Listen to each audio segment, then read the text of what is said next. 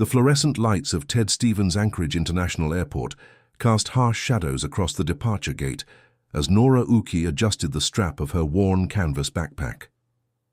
It was March 15, 2005, and the 22-year-old woman stood quietly among a handful of other passengers waiting for the final bushplane departure of the day. Her dark hair was pulled back in a simple ponytail, and she wore the same faded denim jacket she'd had since high school, the one with the small tear near the left elbow, that her grandmother had mended with careful stitches. Nora had spent 3 days in Anchorage visiting the tribal council offices, advocating for better healthcare resources in her village of Kivalina, a remote community of barely 400 people perched on the edge of the Chukchi Sea. She carried with her a manila folder, thick with documents, grant applications, and letters from elders describing the medical emergencies that required dangerous weather evacuations. The folder never left her side during those meetings, and she clutched it now as she watched the small Cessna 207 being prepped on the tarmac. The security camera positioned above Gate 7 captured Nora's final moments in the terminal with clinical precision. At 4:47 p.m., she handed her boarding pass to the gate agent, a middle-aged woman with graying hair who later told investigators that Nora seemed tired but determined. The agent remembered thinking the young woman looked like she carried the weight of her entire community on her shoulders. At 4:52 p.m., Nora walked across the tarmac toward the aircraft, her boots crunching on patches of ice that maintenance crews hadn't quite cleared. Pilot Rick Hoffman had been flying Alaska's bush routes for 16 years without incident. His logbooks, meticulously maintained and later scrutinized by federal investigators, showed over 8,000 hours of flight time across some of the most challenging terrain in North America. Colleagues described him as methodical, almost obsessive about safety protocols. He conducted his pre-flight inspection with the same careful attention he applied to every departure, checking fuel levels, control surfaces, and weather conditions with practiced efficiency. The weather report for the route to Kivalina showed clear skies with light winds, conditions any experienced bush pilot would consider routine. Hoffman filed his flight plan at 4:35 p.m., indicating a direct route over the Brooks Range with an estimated arrival time of 7:15 p.m. The plan called for a fuel stop in Kotzebue before the final leg to Kivalina's gravel airstrip. Air traffic control recorded normal radio communications as the aircraft taxied for takeoff. At 5:08 p.m., the Cessna lifted off runway 07R and disappeared into the vast Alaska sky. The last radio transmission came 12 minutes later as Hoffman reported passing over Eagle River, his voice calm and professional as he confirmed his heading and altitude. After that, silence. The aircraft's transponder signal vanished from radar screens at exactly 5:31 p.m., somewhere over the Torkeetna Mountains, as if the plane had simply ceased to exist. Nora's cell phone, a basic model without GPS capability, showed no activity after 4:45 p.m. Her last text message, sent to her younger sister Denai while waiting at the gate, read simply, "Boarding now. See you soon. Tell Mum I love her." The message would haunt investigators for years, a final glimpse into the ordinary moment before everything went wrong. As darkness fell over Anchorage that evening, the first search and rescue protocols began activating. Duty officers at the Rescue Coordination Center started plotting potential search areas, their calculations hampered by the aircraft's sudden disappearance from radar. Without an emergency locator beacon signal, the search zone stretched across hundreds of square miles of wilderness, encompassing frozen rivers, steep mountain valleys, and dense forests where a small plane could remain hidden indefinitely. By midnight, Nora's absence had transformed from a delayed flight into something far more ominous. The gravel airstrip in Kivalina stretched like a grey scar across the tundra, its surface worn smooth by decades of bush plane landings that connected this isolated community to the outside world. Denai Uki stood at the edge of the runway, her breath forming white clouds in the -20 air as she checked her watch for the dozenth time. 7:30 had come and gone, then 8 o'clock, and still no sign of the familiar drone of aircraft engines approaching from the south. Other family members had gathered as word spread through the village that Nora's plane was overdue. Their grandmother, Helen Uki, sat in the passenger seat of a pickup truck with the engine running, her weathered hands folded in her lap as she stared down the empty runway. At 83, Helen had lived through enough harsh winters and delayed flights to know the difference between ordinary delays and something wrong. The way she held her silence spoke louder than any words of worry. Nora's mother, Ruth, paced back and forth between the truck and the small terminal building, a converted shipping container that served as Kivalina's airport operations center. She'd tried calling Nora's cell phone repeatedly, each attempt going straight to voicemail. The cheerful message in Nora's voice, "Hi, you've reached Nora, leave me a message and I'll call you back," became more painful with each repetition. Ruth had memorized every inflection, every pause in her daughter's recorded words. The village's only radio operator, an elderly man named Thomas Anderson, maintained contact with air traffic control in Anchorage from his cramped station inside the terminal. Static filled the small room as he repeatedly called for updates, his voice growing more strained with each transmission. The responses from the city grew increasingly non-committal as hours passed. Weather delays, they said initially, then equipment problems, then the most dreaded phrase in bush aviation, "We've lost contact." Kivalina had endured tragedies before. The Arctic Ocean claimed its share of hunters and fishermen, and the unforgiving landscape had taken others who ventured too far from safety. But Nora was different. She was their advocate, their voice in the bureaucratic maze of state and federal agencies. She carried their hopes for better health care, improved housing, and protection of their traditional hunting grounds. Her absence created a void that seemed to deepen with each passing hour.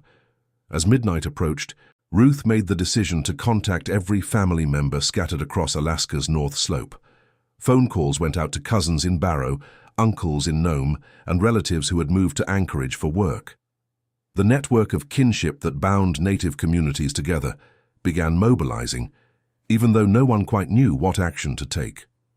Search and rescue operations fell under federal jurisdiction, leaving the family powerless except to wait and worry. Denai, only 19 and still finishing her correspondence courses for a nursing degree, found herself becoming the family's liaison with outside authorities. She wrote down every phone number, every contact name, every detail shared by investigators who called with updates that contained no real information.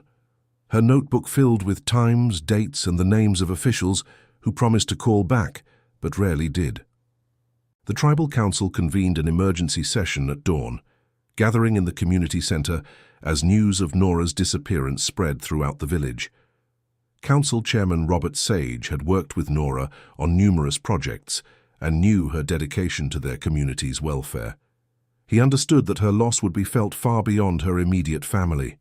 The grants she'd been pursuing, the healthcare initiatives she'd championed, the advocacy work that had consumed her energy, all of it now hung in uncertain balance. Helen Uki remained largely silent during these first terrible hours, but those who knew her recognized the signs of deep grief beginning to take hold. She'd raised Nora and Denai after their father died in a fishing accident, and Nora's determination to help their people had reminded Helen of her own younger self. The old woman's silence contained decades of experience with loss, and her restraint spoke to a wisdom that understood how quickly hope could transform into something much darker. By morning, official search operations would begin, but the damage was already done. Nora Uki had vanished into the vast Alaska wilderness, leaving behind a community that depended on her and a family that would never be the same. The storm system that swept across south-central Alaska on March 16th arrived with the merciless timing that had claimed countless aircraft over the decades. Winds gusting to 70 miles per hour grounded every search aircraft at Elmendorf Air Force Base, while snow reduced visibility to mere yards across the mountainous terrain, where Nora Uki and pilot Rick Hoffman had vanished. Rescue Coordination Center. Alaska faced the agonizing reality that would haunt families across the state. When people disappear in Alaska's wilderness, weather often becomes the determining factor between life and death. Captain Derek Walsh commanded the search operations from his cramped office overlooking the runway, where grounded helicopters and fixed-wing aircraft sat covered in accumulating snow like sleeping giants. His 30 years of Alaskan search and rescue experience had taught him to read weather patterns like a battlefield commander reads enemy movements, And everything about this storm spelled disaster for anyone surviving exposure in the backcountry. The temperature had dropped to -30 degrees, creating conditions that would prove fatal within hours for anyone inadequately sheltered. The search zone encompassed over 800 square miles of some of Alaska's most unforgiving terrain. Steep valleys carved by ancient glaciers created microclimates where aircraft could crash and remain invisible from above, even in clear weather. The Talkeetna Mountains rose like jagged teeth from the landscape, their peaks shrouded in clouds that seemed to mock the sophisticated radar systems designed to track aircraft movements. Somewhere in that vast wilderness, a small Cessna had simply vanished, taking with it a young woman whose family waited in increasingly desperate agony. Denai Uki maintained a vigil by the radio in Kivalina, transcribing every update from rescue coordinators, who seemed to speak in careful euphemisms designed to avoid crushing hope while acknowledging grim realities. The phrase "weather permitting" appeared in every communication, a reminder that nature controlled the timeline of their search for Nora. Denai's notebook filled with meteorological terms that she'd never needed to understand before. Ceiling heights, visibility ranges, wind shear conditions, and precipitation forecasts that determined whether search crews could even attempt to reach potential crash sites. On the second day, a brief clearing allowed a single reconnaissance flight over the primary search area. The pilot, a veteran named Marcus Stewart who had participated in dozens of similar missions. If you're like me and don't rest until solving a crime, click and subscribe to the channel. Reported back with the stark efficiency that characterized emergency communications. Dense forest canopy, steep terrain, multiple avalanche zones, and no visible signs of aircraft wreckage. The 40-minute flight had covered perhaps 10% of the total search area before deteriorating conditions forced a hasty return to base. Ruth Uki had driven from Kivalina to Anchorage, unable to remain passive while her daughter remained missing. She established herself in a small hotel near the airport, transforming her room into an unofficial command center where she maintained contact with multiple agencies simultaneously. The Alaska State Troopers, Civil Air Patrol, and military search coordinators each provided different information, creating a confusing web of jurisdictions and protocols that seemed designed to prevent, rather than facilitate, effective search operations. The third day brought the most devastating weather yet. Satellite imagery showed the storm intensifying rather than moving through, with meteorologists predicting another 48 hours of conditions that would keep search aircraft grounded. Captain Walsh faced the mathematical reality that governed all search and rescue operations. Survival time decreased exponentially with each passing hour, while search effectiveness remained at zero as long as weather prevented deployment of assets. When the storm finally broke on March 19th, the massive search operation launched with coordinated precision. 6 helicopters and 4 fixed-wing aircraft departed Anchorage before dawn, their crews knowing that any survivors would now be fighting hypothermia after 4 days of exposure. The search grid had been divided into sectors, with each aircraft assigned specific coordinates and altitudes to maximize coverage while preventing mid-air collisions in the mountainous terrain. At 2:17 p.m., helicopter pilot Lieutenant Jennifer Cooper spotted metallic debris glinting in afternoon sunlight near a frozen creek bed, approximately 200 miles northwest of the planned flight route. The wreckage lay scattered across a clearing, surrounded by spruce trees, the aircraft's blue and white paint scheme visible against the snow-covered landscape. Cooper's radio transmission back to base carried the weight of 4 days of desperate searching. "We have located the aircraft, deploying ground team to assess for survivors." Rick Hoffman emerged from his medically induced coma on March 23rd, with the disoriented confusion of a man whose memory had been fragmented by severe head trauma. The 48-year-old pilot lay in Providence, Alaska Medical Center, surrounded by the sophisticated monitoring equipment that had kept him alive during the critical first days after his rescue from the crash site. His wife, Carol, maintained a bedside vigil, watching for signs of recognition in eyes that seemed to struggle with basic focus, let alone the complex task of reconstructing the events that had led to this sterile hospital room. Dr. Patricia Manning, the neurologist overseeing Hoffman's care, explained to investigators that traumatic brain injuries often created retrograde amnesia, particularly regarding events immediately preceding the trauma. However, the extent and nature of Hoffman's memory loss presented unusual characteristics that complicated both his medical treatment and the ongoing investigation into Nora Uki's disappearance. He remembered his childhood in detail, could recite aviation regulations verbatim, and recognized family members without difficulty, but the hours surrounding the crash remained completely blank. Alaska State Trooper Sergeant James Kozlov conducted the first formal interview 3 days after Hoffman regained consciousness, establishing a careful protocol that balanced the urgent need for information with medical restrictions on the patient's condition. The pilot's responses revealed a man grappling with fragments of memory that seemed to conflict with the physical evidence recovered from the crash site. He remembered departing Anchorage normally, completing standard radio communications, and maintaining visual flight rules through clear weather conditions, but everything after passing Eagle River remained shrouded in confusion. The medical evidence painted a picture of violence that extended beyond what investigators would expect from the crash itself. Hoffman's injuries included a severe concussion, 3 broken ribs, a dislocated shoulder, and numerous lacerations, but also defensive wounds on his hands and forearms that suggested a struggle had occurred either before or during the crash sequence. Dr. Manning noted unusual bruising patterns on his throat and wrists that appeared inconsistent with typical aviation accident trauma, though she acknowledged that the unusual circumstances of the crash made definitive conclusions difficult. When investigators pressed Hoffman about Nora Uki, his responses became increasingly agitated and contradictory.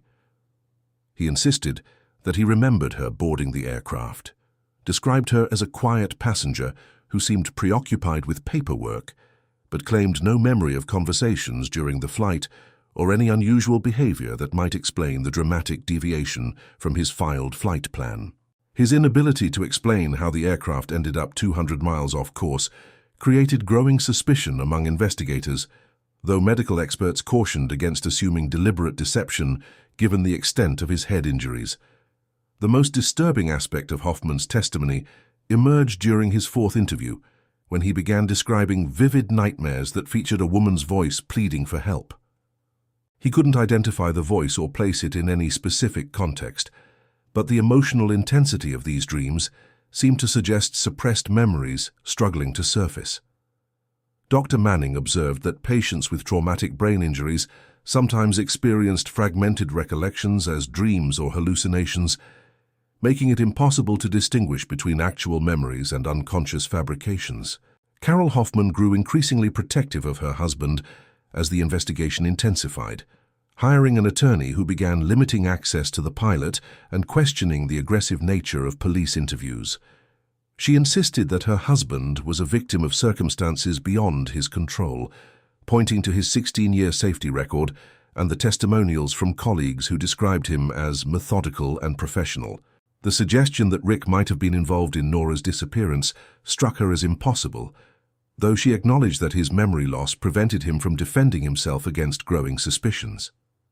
Polygraph examinations proved inconclusive due to Hoffman's medical condition, while psychological evaluations revealed a man genuinely traumatized by his inability to remember critical events.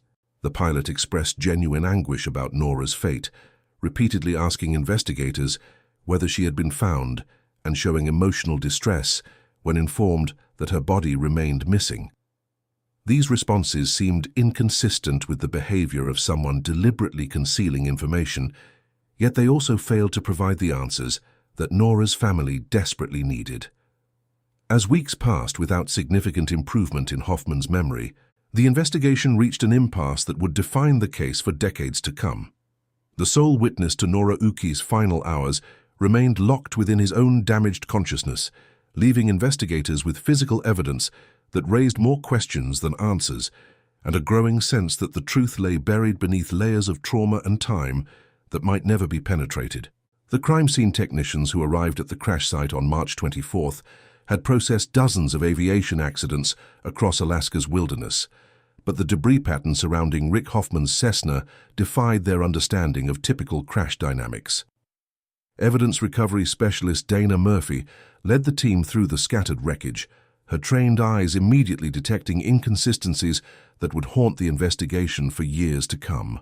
The aircraft had impacted the frozen ground at a relatively shallow angle, suggesting a controlled descent rather than an uncontrolled plunge, yet personal belongings were distributed across an area that seemed impossibly wide for the apparent severity of the crash. Nora Uki's canvas backpack lay approximately 50 yards from the main wreckage, its contents spilled across the snow in a pattern that suggested deliberate placement rather than random distribution during impact. Her manila folder of tribal council documents remained pristinely intact inside a plastic sleeve, while other papers had been scattered by wind across the crash site. Murphy photographed each item's position before collection, noting that Nora's personal effects seemed to follow no logical trajectory from the aircraft's final resting place. The most puzzling discovery came when searcher Michael Torres spotted a glint of silver nearly a quarter-mile from the wreckage, buried beneath a thin layer of snow that had accumulated since the crash. Nora's traditional silver bracelet, a family heirloom crafted by her great-grandmother, lay completely undamaged beside a cluster of spruce trees. The bracelet's pristine condition contrasted sharply with other recovered items that showed impact damage or exposure to the elements. More troubling still, the bracelet's location placed it uphill from the crash site, requiring it to have traveled against gravity and basic physics to reach its final position. Forensic pathologist Dr. Rebecca Morrison arrived on the second day of scene processing to examine the limited biological evidence recovered from the aircraft. Blood spatter patterns inside the cockpit suggested that Hoffman had sustained his head injury during the crash sequence, but traces of blood found on the passenger seat presented a different story entirely. The blood evidence appeared to have been deposited while the aircraft was level and stable, not during the violent deceleration of impact. Laboratory analysis would later confirm that this blood belonged to Nora Uki, raising disturbing questions about what had occurred during the flight. Alaska State Trooper Sergeant James Kozlov supervised the evidence recovery with growing unease, as each new discovery contradicted the apparent simplicity of an aviation accident. Nora's winter boots were found in different locations, one near the aircraft and another 30 yards away, as if she had been walking or running barefoot through snow that would have caused frostbite within minutes. The pattern suggested struggle or flight, but from what and to where remained inexplicable given the remote location and absence of any other human presence. The aircraft's emergency locator beacon had been manually deactivated, a fact that explained the delayed discovery of the crash site, but raised immediate suspicions about pilot intent. Hoffman's logbook showed meticulous attention to safety protocols throughout his career, making the beacon's deactivation seem completely inconsistent with his established patterns of behavior. However, medical experts cautioned that head trauma could cause personality changes and impaired judgment, leaving investigators uncertain whether the deactivation represented criminal intent or medical crisis. Photography of the scene revealed subtle disturbances in the snow surrounding the crash site that suggested human activity beyond what would be expected from the immediate aftermath of an accident. Boot prints led away from the wreckage in multiple directions, some appearing fresh, while others had been partially obscured by wind and weather. The prints were too degraded for definitive identification, but their presence indicated that someone had spent considerable time at the crash site after impact, possibly searching for something or attempting to alter the scene. Nora's cell phone was never recovered, despite extensive searches using metal detectors and ground-penetrating radar. The device's absence seemed particularly significant, given that other electronic equipment, including Hoffman's GPS unit and portable radio, remained intact within the wreckage. Investigators theorized that the phone might contain evidence of communications during the flight or location data that could explain the aircraft's deviation from its planned route, making its disappearance another troubling element in a case that defied simple explanations. As the evidence recovery team completed their work and prepared to transport the wreckage for detailed analysis, the accumulated inconsistencies created a picture that no single theory could adequately explain. Nora Uki had vanished from a crash scene that bore her blood, but not her body, leaving behind a trail of evidence that seemed deliberately obscured and a pilot whose memory loss prevented any hope of immediate answers. The final investigative report on Nora Uki's disappearance landed on the desk of Alaska State Trooper, Captain Robert Sullivan, in late September 2005. Its 73 pages, representing 6 months of intensive investigation that had consumed significant resources while producing frustratingly inconclusive results. The document bore the clinical language of official findings, but between its carefully worded paragraphs lay the acknowledgement of a case that had defeated the combined efforts of state troopers, federal investigators, and specialized forensic teams. The conclusion, delivered in bureaucratic prose that seemed designed to minimize controversy, classified Nora's disappearance as a probable fatality resulting from exposure following an aviation accident. Sullivan had supervised dozens of similar cases throughout his career, but Nora's file contained anomalies that troubled him long after the investigation officially closed. The evidence suggested neither a straightforward accident nor a clear crime, leaving investigators trapped in an uncomfortable middle ground where suspicions couldn't be proven and coincidences seemed too numerous to accept. The pilot's memory loss provided convenient cover for any potential criminal activity, while the scattered evidence could be explained by the chaotic dynamics of a wilderness crash, though neither explanation felt entirely satisfactory. Ruth Uki's protests against the case closure filled 3 separate folders in the administrative files, each letter typed on the Tribal Council's letterhead and copied to state legislators, federal agencies, and native rights organizations. Her correspondence revealed a mother's desperate determination to keep her daughter's case active, but also highlighted the bureaucratic inertia that often surrounded investigations in remote Alaska communities. Ruth's letters grew increasingly bitter over the months, accusing investigators of cultural bias and suggesting that Nora's disappearance would have received more attention if she had been a white woman from Anchorage.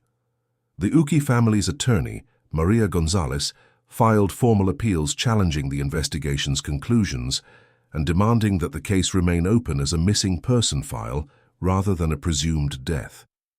Her legal briefs, meticulously researched and passionately argued, pointed to the physical evidence that contradicted the official narrative of an accident victim whose body was simply never recovered.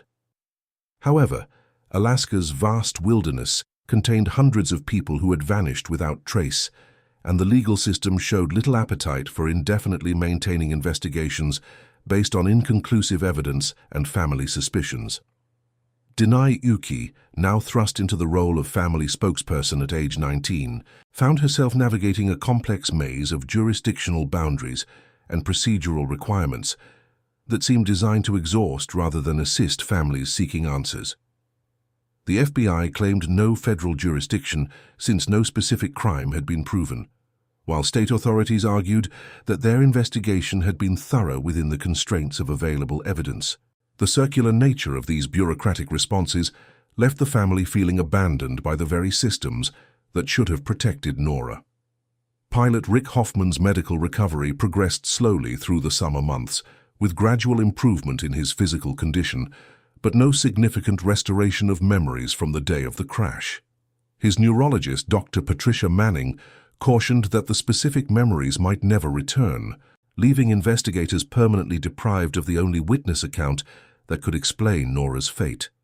Hoffman's own frustration with his memory loss seemed genuine, and he cooperated fully with multiple interview attempts, but his inability to provide answers gradually transformed him from potential suspect to another victim of circumstances beyond anyone's control. The bureaucratic machinery that governed such cases eventually demanded closure, despite the unresolved questions that haunted everyone involved in the investigation. Budget constraints, personnel limitations, and the reality of new cases requiring attention combined to create inexorable pressure for administrative resolution. Captain Sullivan signed the final report with reluctance, knowing that the case would join hundreds of similar files stored in warehouse facilities, where Alaska's unsolved mysteries accumulated like geological sediment. Nora's official death certificate was issued in December 2005, a legal necessity that allowed her family to settle insurance matters and access survivor benefits, but which felt like a betrayal of hope that she might somehow still be alive. The document listed the cause of death as exposure following aircraft accident, a clinical phrase that reduced a vibrant young woman's life to bureaucratic terminology. For her family, the certificate represented not closure, but abandonment. The system's surrender in the face of a mystery it lacked the resources or determination to solve. The case files were boxed and transferred to long-term storage, where they would remain essentially untouched for the next 17 years, gathering dust while Nora's family continued their private search for answers that the official investigation had failed to provide. Denai Uki transformed her grief into obsession with methodical precision, converting her small apartment in Anchorage into an unofficial command center, where Nora's case consumed every available surface and most of her waking thoughts. By 2010, the walls were covered with maps marking potential search areas, photographs of evidence and timelines that she revised constantly as new theories occurred to her. Her nursing career provided the analytical skills necessary to process forensic reports and medical documentation, while her cultural connections within Alaska's native communities created an informal network of information that often proved more valuable than official channels. The passage of years had done nothing to diminish Denai's certainty that her sister's disappearance involved. If you're a fan of mystery cases, don't forget to like and subscribe to our channel. Criminal activity, rather than the tragic accident described in the official reports. She maintained correspondence with retired investigators, aviation experts, and even psychics who claimed insights into Nora's fate, pursuing every lead regardless of how unlikely it seemed. Her apartment's dining table disappeared beneath stacks of documents obtained through Freedom of Information Act requests, revealing the bureaucratic machinery that had ultimately failed her family. Ruth Uki's health declined steadily through the decades, the stress of Nora's disappearance accelerating the diabetes and heart problems that plagued many members of their community. Denai watched her mother's vibrant advocacy transform into resigned bitterness. The energy that had once fueled angry letters to politicians now channeled into quiet visits to Nora's empty grave in the Kivalina cemetery. The headstone bore only Nora's name and birth date, the absence of a death date serving as a permanent reminder of questions that remained unanswered. The technological advances that revolutionized criminal investigation during the early 2000s offered tantalizing possibilities for reviewing Nora's case, but gaining access to modern forensic techniques required resources and official support that the family couldn't obtain. Denai spent countless hours researching DNA analysis improvements, satellite imagery enhancement, and digital reconstruction methods that might reveal new evidence from the original crime scene photographs. However, the case's closed status created bureaucratic barriers that seemed insurmountable without new evidence or witness testimony. Rick Hoffman had rebuilt his life carefully after the crash, relocating to Oregon, where he worked as a flight instructor at a small municipal airport. His interactions with Denai over the years carried the weight of shared trauma, though his continued memory loss prevented any meaningful insights into Nora's disappearance. Their conversations, usually initiated by Denai's annual phone calls on the anniversary of the crash, followed predictable patterns of questions he couldn't answer and apologies that felt increasingly hollow over time. The Internet's expansion during the late 2000s provided Denai with new tools for research and advocacy, allowing her to create websites and social media pages dedicated to Nora's case. These digital memorials attracted attention from amateur investigators, true crime enthusiasts, and other families dealing with similar losses, creating a community bound together by frustration with official indifference. However, the online exposure also attracted conspiracy theorists and attention seekers, whose wild speculation often obscured legitimate investigative efforts. Denai's personal relationships suffered under the weight of her single-minded focus on Nora's case. Potential romantic partners found themselves competing with a ghost for her attention, while friendships withered as conversations inevitably returned to evidence analysis and investigative theories. Her nursing colleagues respected her professional competence, but grew uncomfortable with her tendency to relate every missing person case to her sister's disappearance, creating an isolation that deepened her dependence on the case as her primary source of purpose. The 20th anniversary of Nora's disappearance in 2025 arrived with Denai now approaching 40, her youth consumed by a search that had defined her entire adult life. The passage of time had eliminated most of the original investigators through retirement or death, while witnesses had scattered across the continent or lost interest in events that seemed increasingly distant.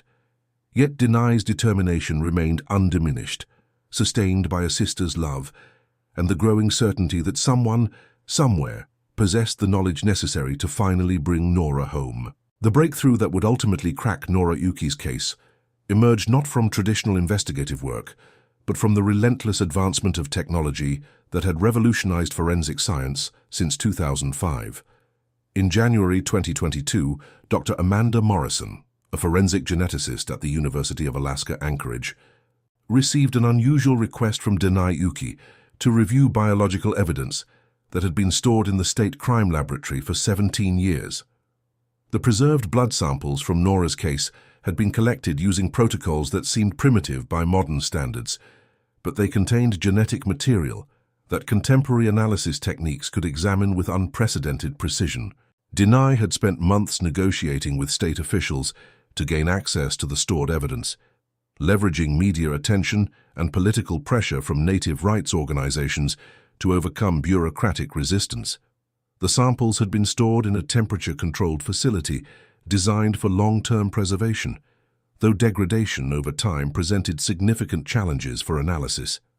Dr. Morrison's laboratory specialized in extracting usable DNA from degraded samples, employing amplification techniques that could generate genetic profiles from biological material too damaged for traditional testing methods.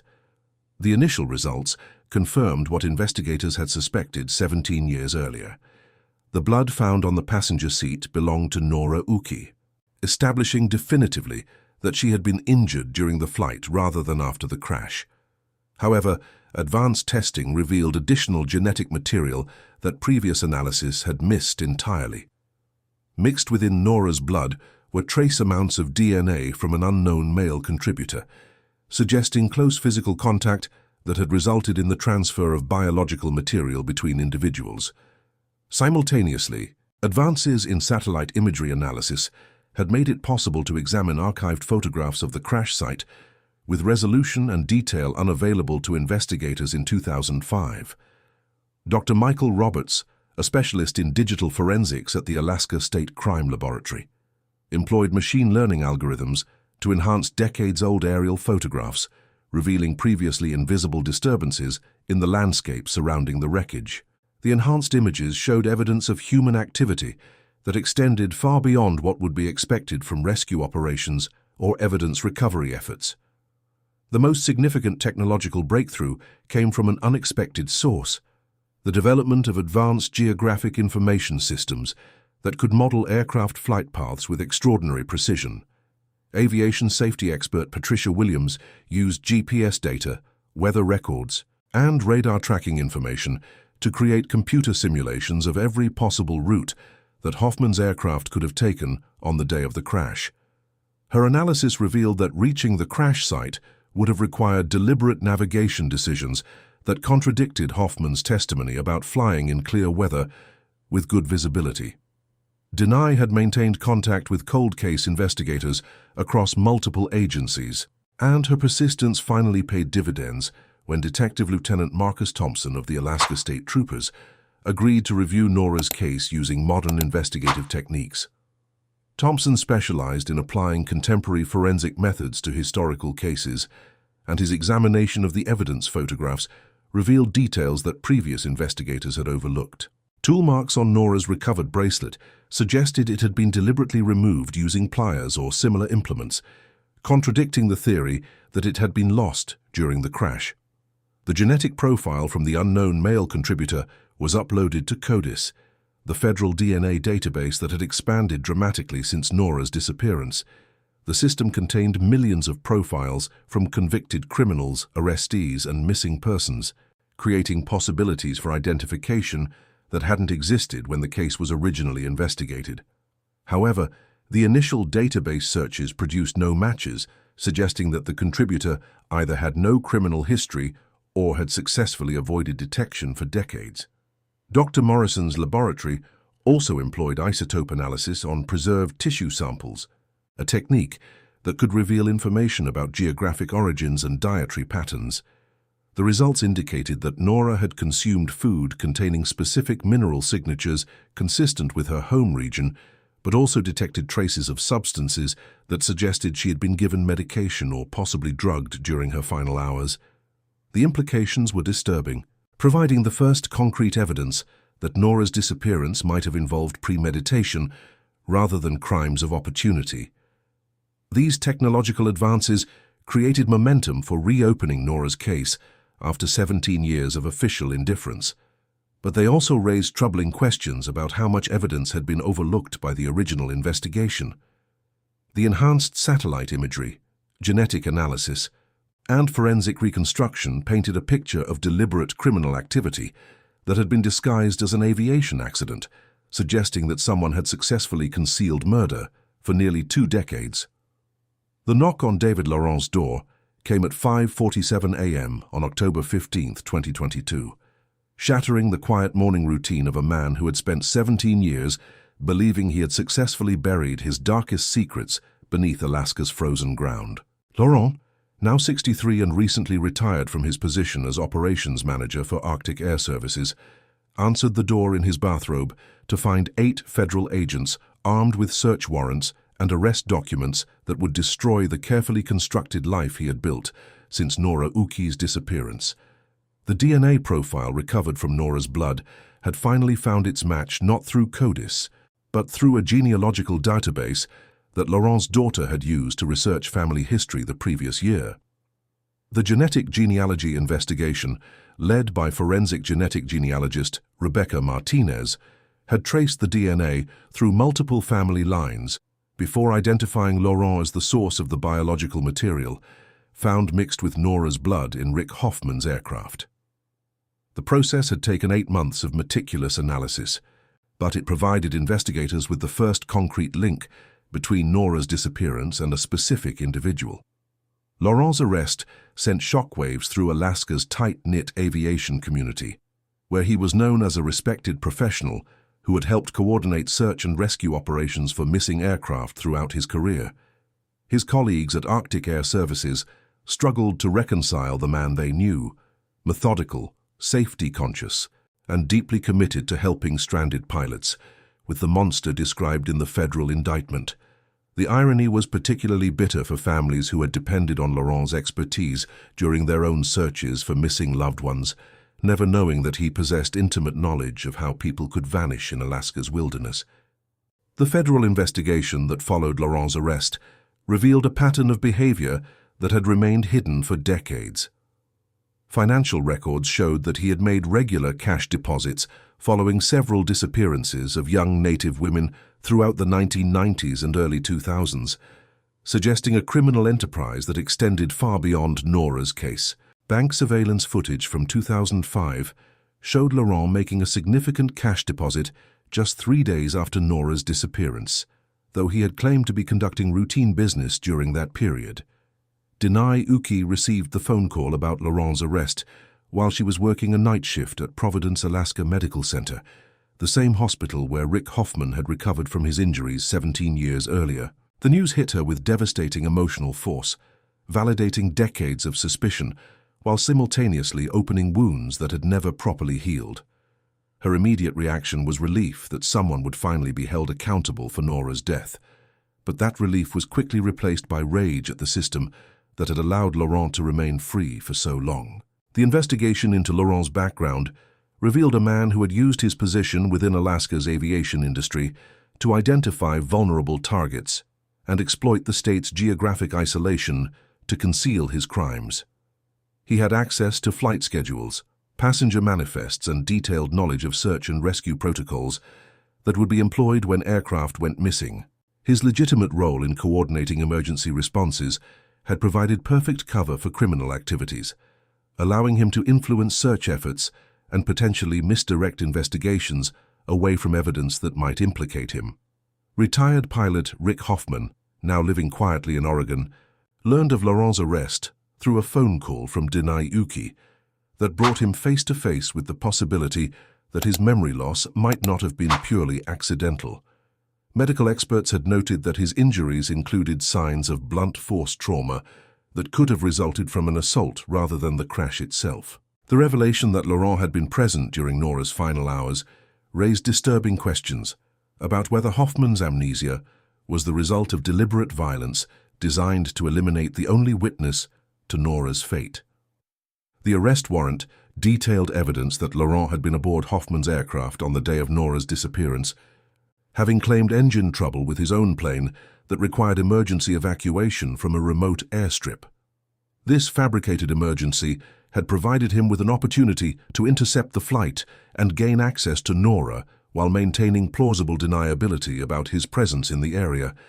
The precision of the plan suggested careful preparation and intimate knowledge of both Hoffman's route and Nora's travel schedule. The full scope of David Laurent's criminal enterprise emerged slowly, through months of intensive investigation that peeled back layers of deception spanning nearly 3 decades.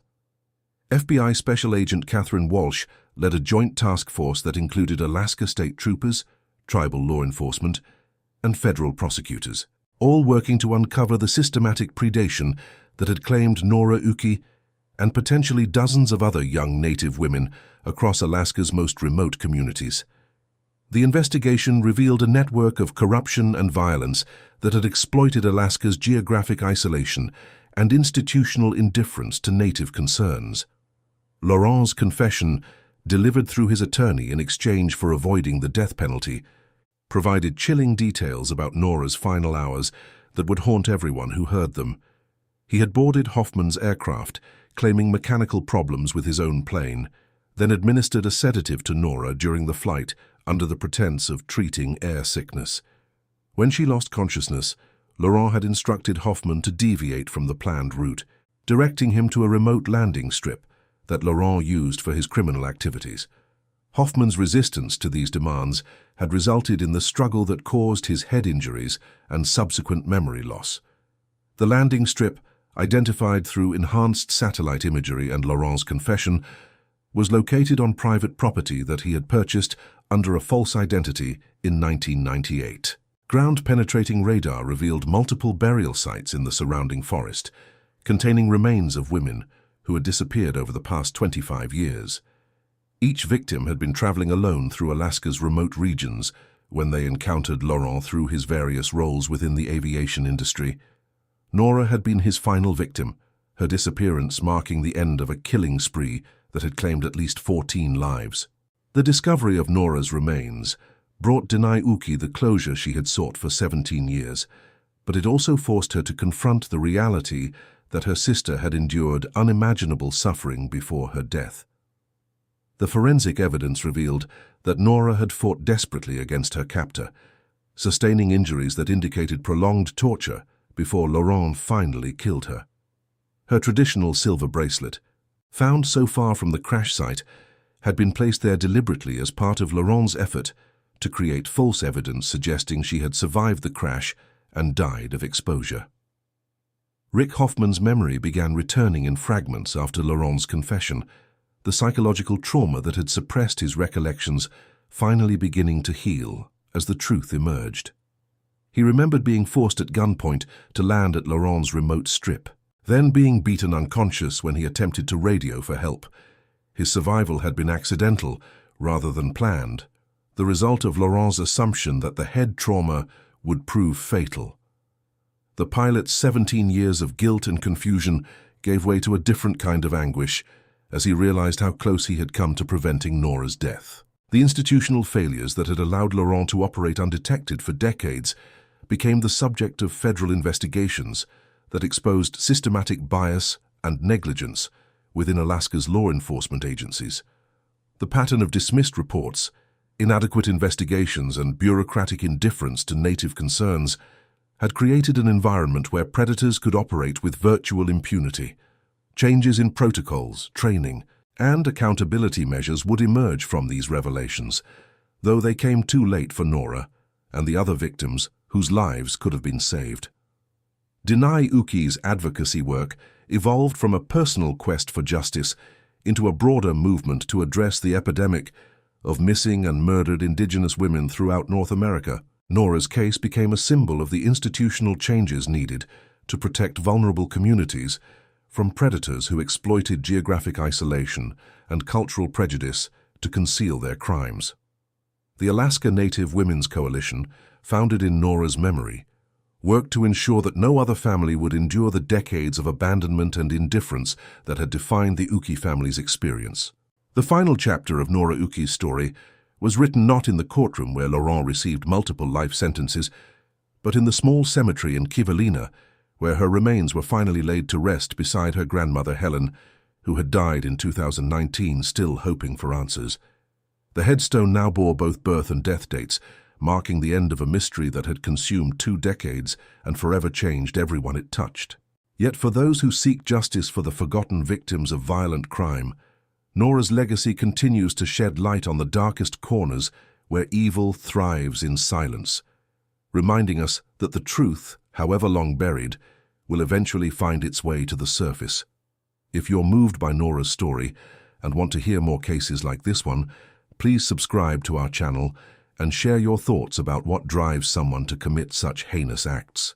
Your engagement helps us bring attention to these forgotten victims and the families who never stop searching for answers.